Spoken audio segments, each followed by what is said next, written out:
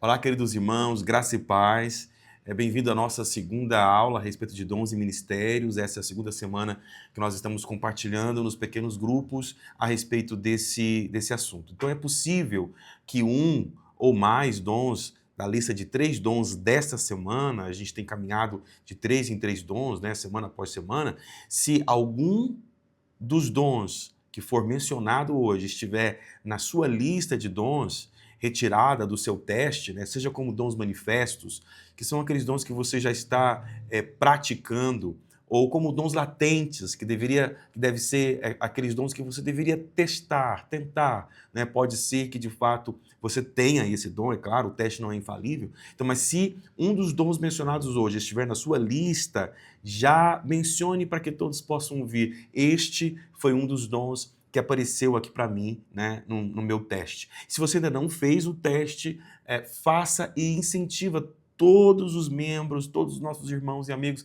a fazerem esses testes, para que através deles, ou através dele, né, do teste, você possa se despertar, quem sabe, para aquilo que Deus tem te chamado para fazer.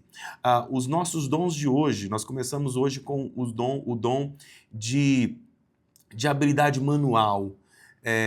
Este é um dom que pode passar muito desapercebido. A Bíblia não vai mencionar esse dom exatamente com este nome, né? Pastor, mas se a Bíblia não menciona exatamente com esse nome, é possível, então, considerar como um dom?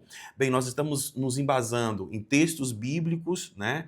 Mas também na experiência do dia a dia, né, de pessoas que, como esse dom, né, que possui dons como esse dom, que, embora não mencionada em uma das listas de Romanos 12, de Coríntios 12, de Efésios 4, parece ser presente no dia a dia da igreja. Por exemplo, nós temos uma história a respeito de Dorcas, em Atos 9, versículo 39, quando Dorcas morre, as viúvas que estavam ali chegaram até Pedro, diz a palavra, na referência já dita, né, de Atos 9, 39, as viúvas chegam até Pedro chorando e mostrando os vestidos, né, e as roupas que a Dorcas havia feito enquanto estava viva, né?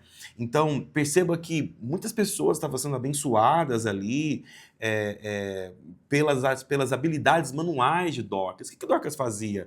Dorcas possivelmente costurava esses vestidos, né, para essas viúvas, e isso era extremamente abençoador. Então, o dom da habilidade manual trata de pessoas, como o próprio nome diz, que têm habilidades específicas para trabalhos manuais, né? Algumas pessoas podem ter essas habilidades, mas não ser como um dom, né? Então, por exemplo, um bom mecânico, né? Ele pode ser um excelente mecânico, mas talvez isso não será aplicado como um dom, porque o dom aqui, além da habilidade, a pessoa tem alegria, completa alegria em fazer. Nós temos alguns irmãos aqui na igreja, né, que se for necessário fazer algum tipo de trabalho manual para funcionar uma estrutura de um teatro, por exemplo, né, ou um trabalho manual para uma apresentação ou para uma decoração. Essas pessoas são extraordinariamente usadas por Deus para abençoar o reino. E elas sentem profunda alegria em produzir o que estão produzindo. Geralmente, essas pessoas manifestam os seus dons em trabalhos de jardinagem, em trabalhos de construção, né? Mas também em trabalhos de manutenção.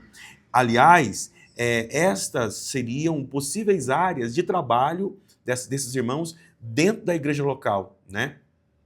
Trabalhos de manutenção, um ministério de manutenção. Pessoas que sabem trabalhar com consertos, com reparos e assim por diante.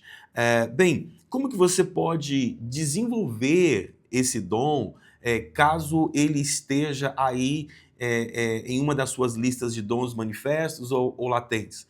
Uma dica legal é a iniciativa, ou seja, não espere que as pessoas te peçam para fazer, né, o que tem que ser feito, para construir, para consertar, para reparar, né, ou para até mesmo projetar algum trabalho manual. Se você identificou algo que você tem habilidade nas suas mãos para resolver, então tenha iniciativa, ação. Então essa é uma dica interessante para desenvolvimento do dom de habilidades manuais. E é claro, né, para aqueles que já têm as suas iniciativas, tente se profissionalizar nesse trabalho, ou tente treinar outras pessoas para que façam o que você faz, ou tente se associar a outros ministérios, como por exemplo um trabalho missionário, né, ou um trabalho de um pastor, alguém chamado dentro do pastoreio, seria extremamente abençoado e potencializado, né, se esse missionário, se esse pastor tivesse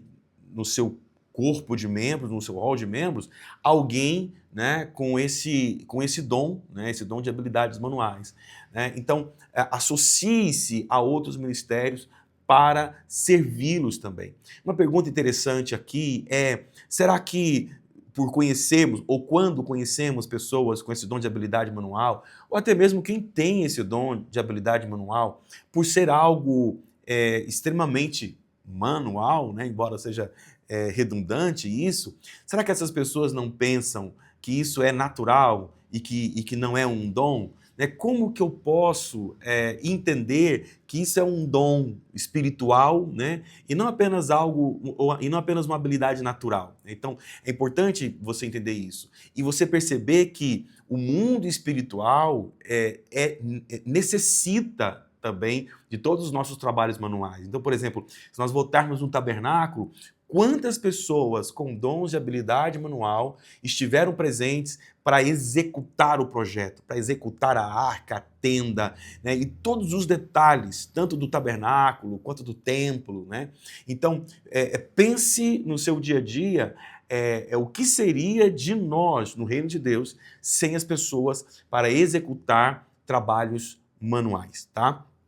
Esse é o nosso primeiro dom, que é um dom que se enquadra dentro da sabedoria, né? Dons, esse é um dom enquadrado dentro de sabedoria. O nosso segundo dom, que se enquadra em engajamento, né? É o dom do aconselhamento. A Bíblia vai mencionar esse dom de formas diferentes. Por exemplo, em Romanos 12, esse já é um dom presente, né, na lista de Romanos 12, Paulo vai chamar esse dom como um dom de encorajar. Algumas outras versões vai colocar como dom de consolar, né, ou dom de exortar. Então, aqueles que encorajam, aqueles que exortam, aqueles que consolam, né, e fazem isso por meio de um dom, nós chamamos aqui, então, de um dom de aconselhamento. Né? São pessoas que, de fato, possuem palavras muito adequadas, né? Como flechas que consolam, que exortam, que encorajam, né? Essas pessoas, geralmente, quando nós temos acesso a elas, nós somos muito tocados, nossa mente é clareada, né? Nossas emoções também é muito tocado, nós somos motivados, nós somos encorajados, nós conseguimos enxergar por um lado, né, por um ângulo, a vida de forma que nós não conseguíamos antes. Né? Então, pessoas com esse dom de aconselhamento são extremamente úteis para alguns ministérios. É claro, o ministério de aconselhamento, é óbvio, né? Dessas áreas que essas pessoas vão ser muito úteis. Trabalhos com marginalizados, trabalhos com idosos, trabalhos com presidiários, pessoas doentes, né? Como líderes também de pequenos grupos. Enfim, há um leque aqui de possibilidade que pessoas com este dom podem desenvolver, né? Uma série de áreas, como eu estou mencionando aqui, que pessoas com esse dom podem se envolver. Pessoas com o dom de aconselhamento, eles são... esse é um dom diferente, né, do dom do pastoreio. O dom do pastoreio, embora o dom do aconselhamento seria um apoio para o dom do pastoreio, né? O aconselhamento, na verdade, aqui, ele é algo muito pontual, né? O pastoreio, ele é um dom que nos leva a permanecer em aliança aliançados com pessoas, né, há muito mais tempo. O dom do aconselhamento é aquele dom que trabalha pontualmente, né? Ele trabalha dentro de uma necessidade específica, né? Há uma história bíblica que é muito significativa para esse dom, que é a história de Aitofel. É claro que, se você ler toda a história, você vai perceber que Aitofel não tem um bom final na sua vida, ele se corrompe, enfim. Mas há um texto em 2 Samuel, capítulo 16, versículo 23, que diz que as palavras de Aitofel, né, ou o conselho, lendo literalmente o texto, o conselho que Aitofel dava naqueles dias era como resposta de Deus a uma consulta, né? Então era como se fosse a própria voz de Deus. Então, se alguém chegasse até Aitofel cheio de questionamentos, Aitofel tinha como que uma resposta de Deus para essa pessoa. Então, pessoas com esse dom de aconselhamento são muito úteis em gestão de conflitos, né? Quando existem conflitos familiares, existem conflitos na liderança, existem conflitos dentro da igreja, essas pessoas conseguem conciliar e promover uma conciliação muito melhor. Geralmente, pessoas com dom de aconselhamento não têm a habilidade apenas para falar, mas elas têm também uma habilidade muito desenvolvida para ouvir. Elas sabem avaliar os lados, né, de um possível desencontro, de uma possível desavença, né? Elas sabem avaliar muito bem cada um dos lados e sabem dar palavras muito acertadas. A dica para desenvolver esse tipo de dom é compreender, né, biblicamente como lidar com a pessoa que está sofrendo, né? Então, eu ouço, eu aprendo pelo dom, eu tenho a habilidade de ouvir aquele que sofre, mas quando eu tenho desenvolvimento bíblico, né, conhecimento bíblico, eu sei o que dizer às pessoas quando as pessoas estão sofrendo. Leia Isaías 50, versículo 4, fala muito sobre como Deus fazia com Isaías, e esse texto diz que Deus ensinava a Isaías dia após dia, despertando ele pela manhã, ensinando a ele as suas palavras, para que Isaías tivesse ou soubesse o que dizer aos que estão cansados, aos que estão sofrendo, né? Então, esse conhecimento bíblico é fundamental para quem tem o dom de aconselhamento. Uma outra dica é entender que quem tem um dom de aconselhar também precisa buscar por aconselhamento. E é claro, o aspecto técnico, profissional, você pode fazer cursos, né, de terapias, de psicologia, que vai te ajudar a ser um conselheiro. Hoje em dia existem pós-graduações, né, em aconselhamento bíblico. Essa é uma área de fato muito, muito relevante. E a pergunta aqui é entender quais dons poderiam ser úteis para enriquecer ainda mais o dom do aconselhamento. E as minhas possíveis respostas, eu entendo que o dom da sabedoria seria muito útil, né, para quem tem o dom de aconselhar. O dom da fé, isso é importante, porque a fé é uma forma de pensar e certamente para aquele que trabalha com palavras, né, ouvindo os problemas e dando palavras acertadas, a fé certamente vai influenciar muito nesse processo, né?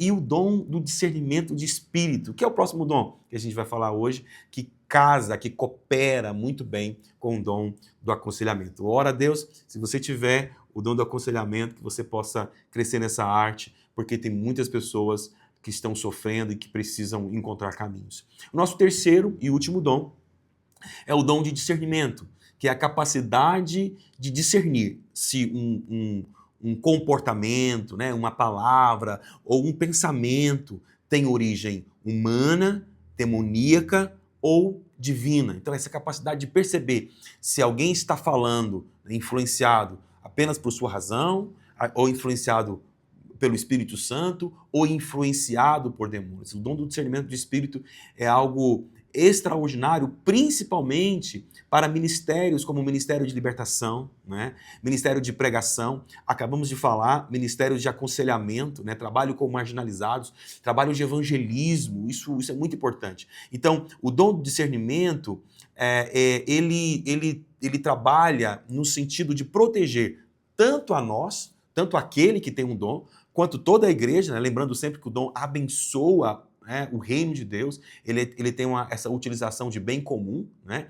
Então, o dom do discernimento, ele trabalha para proteger os cristãos dos enganos, né? Dos enganos que são muitas vezes pregados, ensinados, e que entram no meio da igreja de forma muito sorrateira, né? E aquele que tem o discernimento de espírito pode nos ajudar muito, né, a discernir quais são os enganos.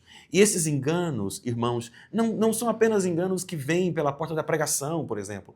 Não, são enganos que entram nas pessoas por elas terem interpretado ou assumido uma postura, né, ideológica, mental, de compreensão de alguns fatos, e elas não estão percebendo, por exemplo, que foi o diabo quem fez isso na vida delas. Um exemplo muito claro disso está em Mateus 16, versículo 23. Jesus está falando agora claramente aos discípulos, dizendo, olha, é necessário que eu morra, né? É necessário que eu sofra, e os mestres da lei vão me prender, eu vou sofrer, eu vou morrer, mas eu vou ressuscitar no terceiro dia. Jesus está falando aos discípulos com muita clareza aqui. Aí Pedro chama Jesus ao lado e começa a repreendê-lo, dizendo que o Senhor te livre disso, isso não vai acontecer. E quando Pedro fala essas coisas, Jesus tem um discernimento de espírito. Ele diz assim, Mateus 16, 23, o texto diz, Jesus se voltou para Pedro e disse, afaste-se de mim, Satanás. Então, o que Jesus teve ali? Um discernimento de que as palavras que Pedro estava dizendo não eram humanas, não eram divinas, mas eram demoníacas. Então, esse dom é um dom extremamente útil, né, para nos livrar dos enganos. Bem, as áreas nós trabalhamos já, né, a trabalhar com evangelização, com libertação, com pregação, aconselhamento, e é importante que as pessoas que têm esse dom de discernimento de espírito, é claro, né, o conhecimento bíblico mais uma vez aparece aqui, porque a Bíblia vai ajudar essa pessoa como que purificar a sua audição espiritual, né, ou a sua mente para discernir, mas também para dar maturidade para esse discernimento. Ou seja, as pessoas com dom de discernimento de espírito conseguem aplicar a Bíblia em contextos muito específicos a partir desse dom. Eles conseguem identificar ali um engano maligno, né? Aplicando a Bíblia dentro de contextos atuais, né? Agora, mais uma dica para o desenvolvimento desse dom é fazer perguntas. Isso aqui é bem interessante, principalmente para quem está começando a desenvolver esse dom, né? A fazer perguntas. Então, às vezes a pessoa tem um discernimento de um espírito, e aí algo de repente que ela sentiu que alguém está debaixo de um encantamento, né? Eu já tive essa experiência. E uma vez o Espírito Santo falou comigo, pergunta para essa pessoa se tal era um profeta ali enganando uma das minhas ovelhas. E o Espírito Santo falou comigo assim, pergunta para essa pessoa se ele pediu dinheiro para ela. E na hora eu falei, não acredito que essa pessoa, que esse falso profeta, aqui entrando no meio do meu rebanho, né, está pedindo dinheiro, né, para as minhas ovelhas. E aí eu cheguei nessa pessoa e vi que ela estava nesse engano, né? E eu disse para ela, me diz uma coisa, quanto que ele te pediu? E essa pessoa ficou assustada, porque de fato ele tinha pedido dinheiro para ela. Então, o discernimento de espírito nos ajuda muito a perceber, né, se a pessoa está debaixo de um engano, e quando eu aprendo a fazer perguntas, antes de afirmar aquilo que eu percebi, né, as perguntas podem confirmar aquilo que eu estou vendo.